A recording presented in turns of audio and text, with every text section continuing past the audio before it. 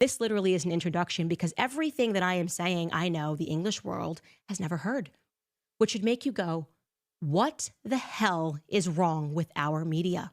What the hell is wrong with our media that when I began to try to report on this story, they came for me? They started painting me as Adolf Hitler. They started canceling me, demands for me to get fired. I was fired.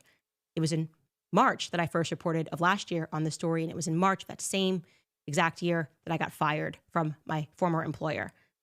And nonstop have been fighting the press since. And guy, by the way, you should know that there is this strange case of what happens to every journalist who tries to touch this story. First and foremost, Isabella Ferreira, I think I mentioned this on a past episode. She was one of the Jean Gilets, the yellow vest people who began prodding into the story as an independent journalist, happened upon some huge information pertaining to the relationship of Emmanuel Macron and Brigitte. But then she was found dead. She was found dead floating in a river.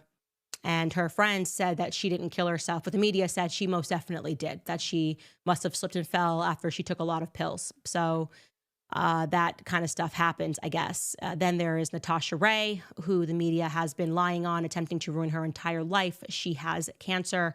She was an independent journalist. This is the one that Brigitte Macron notoriously sued. And similarly to what they sent him a letter, was not over the substance of the claim that Brigitte Macron was born a biological male, but rather pertaining to errors of misspeak when she spoke to Amandine Roy, who was similarly sued for invasion of privacy.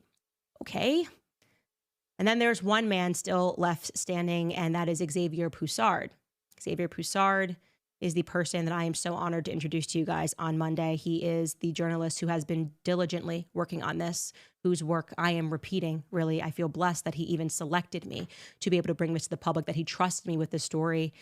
Xavier Poussard has been working on this for 8 years and has given up everything, including his home country of residence, because, well, how did they come after Xavier Poussard? They looked into his finances, found who was funding his publication, and decided that it would be a really good time to go through a 2-year audit.